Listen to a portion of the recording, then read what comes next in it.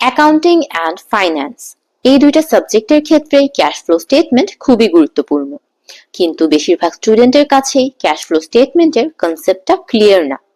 তাহলে চলুন আজকে আমরা সহজভাবে ক্যাশ ফ্লো স্টেটমেন্ট বুঝি। আসসালামু আলাইকুম এভরিওয়ান, আমি জান্নাত and welcome to my channel.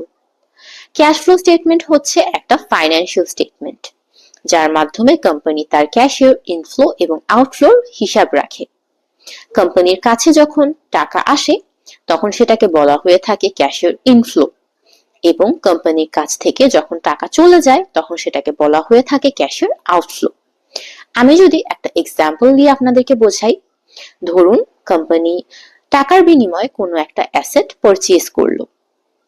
এক্ষেত্রে কোম্পানি অ্যাসেট পেয়েছে কিন্তু কোম্পানির কাছ থেকে টাকা চলে গিয়েছে, এটা হচ্ছে ক্যাশের আউটফ্লো।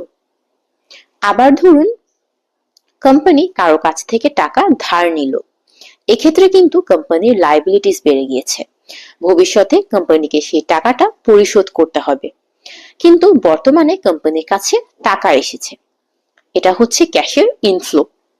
এই ক্যাশের ইনফ্লো এবং আউটফ্লোর হিসাব রাখাটাই হচ্ছে ক্যাশ ফ্লো স্টেটমেন্টের কাজ।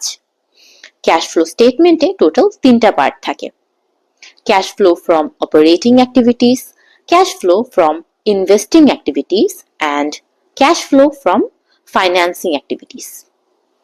নেক্সট ভিডিওতে আমরা ইনশাআল্লাহ এগুলো নিয়ে বিস্তারিত আলোচনা করব। আজকে এতটুকুই থাক।